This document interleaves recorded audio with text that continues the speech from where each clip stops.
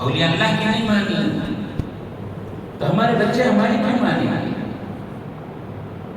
بچوں کو ہم نے صحیح تربیت کی ہے تو یہ بچے ہماری مانیں گے، ورنہ آج تو شکایت ہے۔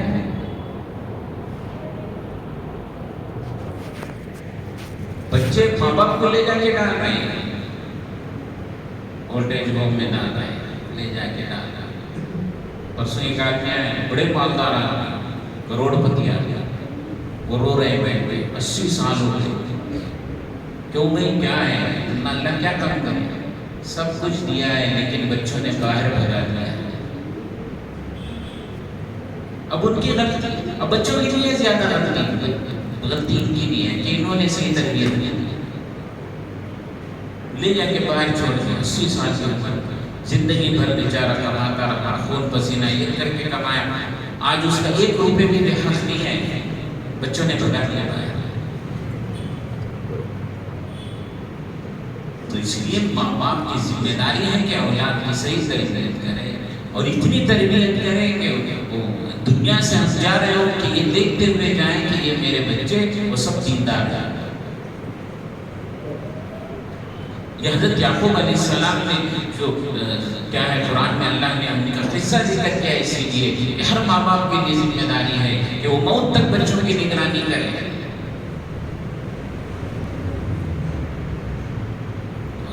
اور کیا ہے، ہم سمجھتے ہیں بس کھلانا ہے، پلانا ہے، ان کو اچھے کپڑے پہنانا، گھر میں رکھنا، یہ بھی حق ہے، اس سے بڑا حق اور وہ ہے جو دین سیکھے۔ یہ حق خبر تک ہے، اور یہ وہ قیامت ہے، قیامت کے بعد ہمیشہ ہمیشہ کی زندگی کا یہ حق ہے کہ آدمی دیندار بنے تو ہمیشہ ہمیشہ کی جنت میں رہے گا اور خوش رہے گا۔ ہم نے بیوی بچوں کو 1 کروڑ کا گھر بنا کے دے، 5 کروڑ کا گھر بنا کے دے، کیا حق ادا ہو گیا؟ نہیں ہوا۔ زیادہ سے زیادہ ہم نے ان کو گھر دیا، چھت دی ہے، قیامت میں عرش کا سایہ تو نہیں کیا۔ ہم نے بچوں کی صحیح تربیت نہیں کی، سمجھ لیا کہ ہم نے حق ادا کر دیا۔ ذرا سوچنا چاہیے ہمارے میں اور غیروں میں کیا فرق ہو گیا۔ غیر بھی بچوں کی تربیت کریں، پال رہے ہیں، بس وہ پالتے ہیں کہ یہ بچہ کھانے پینے اور یہ کمانے کے قابل بن جائے، ایک مشین، نوٹوں کی مشین یہ بن جائے، بس کمائے کھائے اور مر جائے، ختم ہو جائے۔ مسلمان یہ نہیں ہے کہ بس ہمارے بچے بھی کمائے کھائے مر جائے، جانور تو نہیں ہے کہ اللہ نے انسان مسلمان کو بنایا، وما خلقت الجن والانس الا لیعبدون، ہم نے انسان اور جنات کو محض اپنی عبادت کے لیے بنایا ہے۔ تو اس لیے ضروری ہے کہ ہم یہ کس کی فکر کریں، اپنے بچوں کی فکر کریں، اپنے لڑکوں کی بھی فکر کریں، لڑکیوں کی بھی فکر کریں۔ کتنے مسلمان لڑکیاں چلی گئی، 6 سے 8 لاکھ کا ریکارڈ ہے، مسلمان لڑکیاں ہندو بن گئی، غیر مسلم ہو گئی، اور ہمیں فکر بھی نہیں ہے ایسے۔ ہم سوچ رہے ہیں وہ کوئی دوسرے ہیں، ارے ہماری بھی اپنی اولاد ہے، آگ بازو لگ رہی ہے، ہمیں فکر ہونا یہ بات ہمارے گھر میں لگے گی۔ آج فتنوں کا دور ہے، بچوں کو دیکھیں اس کے دوست کون ہیں، کس سے ملتا ہے، یہ اس کی زندگی کیسی ہے، اس کے دوست ایسے ہیں، دیندار ہیں کہ نہیں ہیں۔ اللہ نے قرآن میں اعلان کر دیا، الاخلاء یومئذ بعضهم لبعض عدو الا المتقین، قیامت میں دوست کا دشمن ہو جائے گا، مگر وہ دوست ہی رہیں گے جو متقی و پرہیزگار ہوں گے، وہاں بھی وہ دوست ہی رہیں گے، آپس میں بات کرتے ہوئے، ہنستے ہوئے پھرتے رہیں گے قیامت میں، اور مشکل ٹیلوں پر ہوں گے۔ لیکن جو دوست دنیاوی معاملے میں دوست تھے، گناہوں میں ایک دوسرے کا سپورٹ کرتے تھے، وہ دوست ایک دوسرے کے دشمن ہو جائیں گے، ایک دوسرے کو گالی دیں گے، تیری وجہ سے ہم برباد ہوئے۔ ایسے دوستوں کو بناؤ جو نمازی ہو، پرہیزگار ہو، ہمیں گناہوں پہ آگاہ کرے، یہ گناہ کا کام نہیں کرنا ہے۔ لذت کتنی دیر کی، لذت کے شوق میں گناہ نہ کر، لذت جاتی رہے گی، گناہ باقی رہے گا، تکلیف کے خوف سے نیکی نہ چھوڑ، تکلیف جاتی رہے گی، نیکی باقی رہے گی۔ اس لیے ضروری ہے کہ ہر یہ بھی فکر کریں، لڑکے ہیں لڑکیاں ہیں ان کی فکر کریں. حضرت عمر رضی اللہ تعالیٰ کے زمانے میں حضرت عمر رضی اللہ تعالیٰ نے ایک اعلان کیا تھا. اعلان یہ کیا کہ بھائی کوئی بھی دودھ میں پانی نہ ملائے. اور حضرت عمر رضی اللہ تعالیٰ کی عادت اتنا بڑا وقت کا بادشاہ ہے لیکن وہ عشاء یعنی رات میں پھرتے تھے کہیں کوئی تکلیف میں نہ ہونا. تو ایک گھر سے آواز آئی. ماں کہہ رہی تھی بیٹی سے بیٹی وہ دودھ تھوڑا سا ایسا پانی ملا تھا. وہ بیٹی کہہ رہی ہے کہ اماں جان امیر المومنین نے منع کیا ہے پانی نہ ملانے. ماں نے کہا کہ بیٹی امیر المومنین کہاں دیکھ رہا وہ تو گھر میں پڑا سو رہا ہوگا تم ملا. بیٹی نے کہا کہ اماں جان اگر امیر المومنین نہیں دیکھ رہے ہیں تو اللہ کہاں گیا؟ اللہ تو دیکھ رہا ہے. تو حضرت عمر رضی اللہ عنہ جاتے ہوئے اس گھر کا نشان لگا کے چلے گئے. صبح میں آدمی کو بھیجے بلاؤ. وہ آئے پوچھا کیا بات ہوئی تھی؟ تو یہ بات تھی. حضرت عمر نے اپنے بیٹے کا نکاح اس سے کرایا اس بچی سے جو کہہ رہی ہے کہ اللہ دیکھ رہا ہے. یہ وقت کا بادشاہ ہے. شہزادی کو تلاش نہیں کیا, کروڑ پتی مالدار کو تلاش نہیں کیا, اس کو دیکھ رہا ہے جس کی زندگی میں تقویٰ ہے, ڈر ہے اللہ کا. اور وہ ماں بھی ایسی نہیں ہے جو یہ کہہ رہی ہو کہ یہ پانی ملا ہے. وہ ماں بھی امتحان لے رہی تھی کہ میرے بچے میں دینداری کتنی ہے. تو انہی کے اولاد میں حضرت عمر ابن عبدالعزیز رحمۃ اللہ علیہ پیدا ہوا. تو ایک ہی جگہ سے شیر بھی پانی پی رہا ہے, ہرن بھی پانی پی رہا ہے, بکری بھی پانی پی رہا ہے, کوئی اس میں حملہ نہیں کر رہا. کیوں؟ جب انسانوں میں انصاف ہوتا ہے جانوروں میں بھی انصاف بڑھ جاتا ہے. اسی لیے جب اللہ کسی سے محبت کرتے ہیں تو اللہ کہتے ہیں کہ جبرائیل میں فلاں سے محبت کرتا ہوں تم بھی کرو. جبرائیل علیہ السلام بھی محبت کرتے ہیں. وہ اعلان ہوتا ہے آسمانوں میں فلاں سے اللہ محبت کرتے ہیں تم بھی محبت کرو. اور پھر زمین میں ان کی محبت پھیلا دی جاتی ہے کہ فلاں سے اللہ محبت کرتے ہیں, جبرائیل بھی محبت کرتے ہیں, اور آسمان کے فرشتے بھی محبت کرتے ہیں. یہ دنیا میں رہنے والوں تم بھی محبت کرو. ان کی محبت پھیلا دی جاتی ہے. جتنے اولیاء اللہ ہیں ان کی محبتیں پھیلی گئی, صحابہ ہیں ان کی محبت پھیلی گئی. جب ان کا نام لیتے ہیں رضی اللہ عنہ کہتے ہیں کہ اللہ ان سے راضی ہو گیا. جب کسی ولی کا نام لیتے ہیں تو رحمت اللہ علیہ کہتے ہیں اللہ کی بے شمار رحمتیں ان پر ہو کیونکہ انہوں نے اسی زندگی گزاری.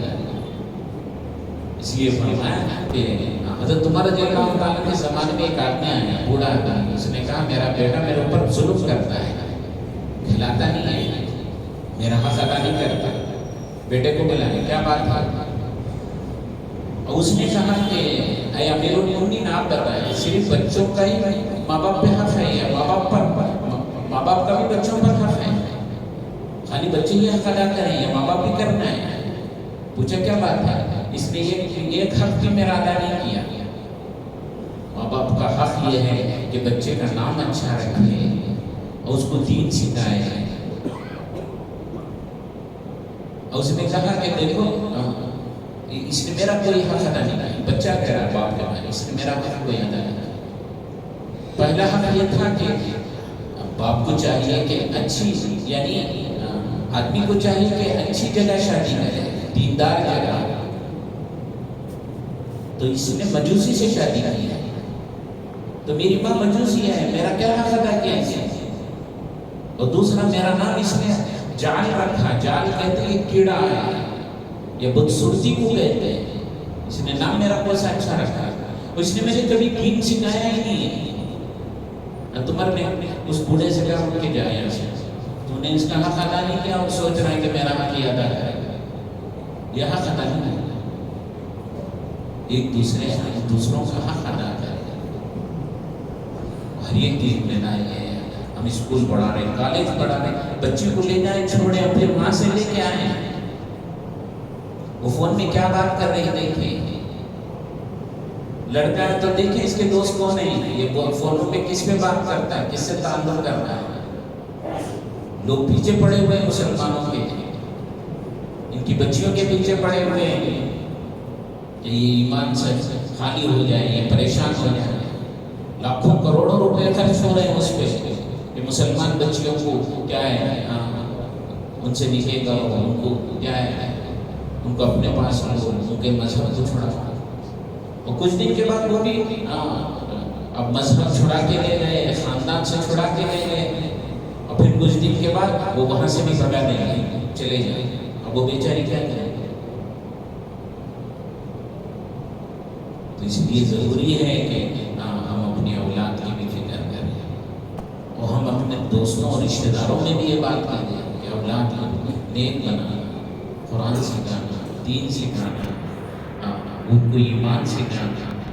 صرف ہم اتنا سمجھیں کہ ان کو کھلاؤ پلاؤ، اچھے گھر میں رکھو، یہ بھی فرض ہے، لیکن اس سے بڑا فرض ہے کہ ان کو دیندار بنانا۔ صحابہ نے اپنے اولاد کو دیندار بنائے، تبھی تو ساری دنیا میں دین پھیلا۔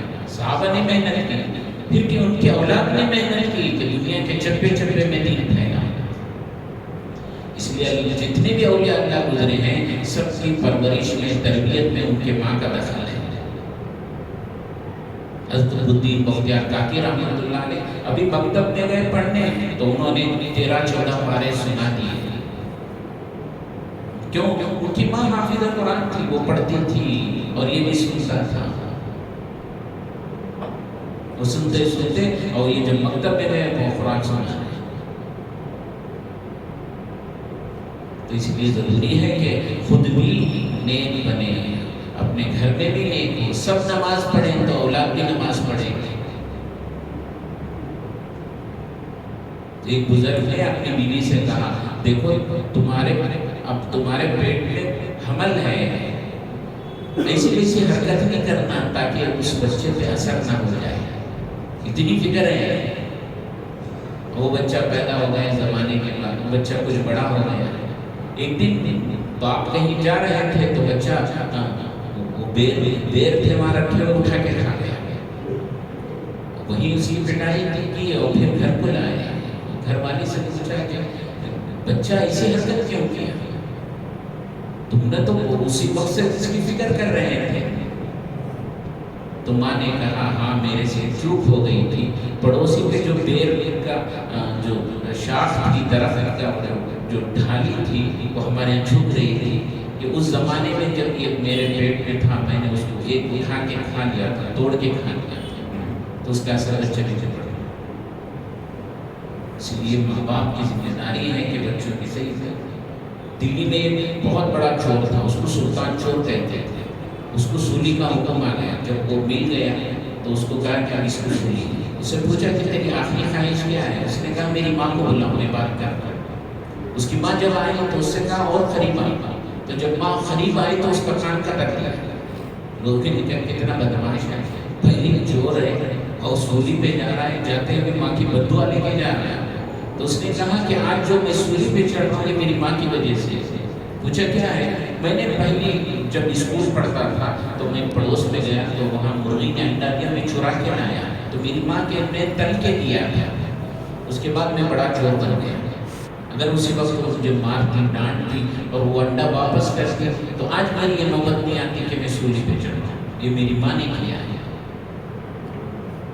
تو اس لیے فرمایا کہ یہ مختصر زندگی ہے کہ ہم اپنی زندگی بنائیں، اپنے اولاد کی زندگی بنائیں، فکر کریں، بس دعا کریں کہ اللہ تعالیٰ ہمیں عمل کی توفیق نصیب فرمائے، بقیہ زندگی اللہ کے حکموں پہ چلنے کی توفیق نصیب فرمائے، تمام مسلمانوں کو، ساری انسانیت کو صحت کاملہ عاجلہ مستمرہ دائمہ نصیب فرمائے۔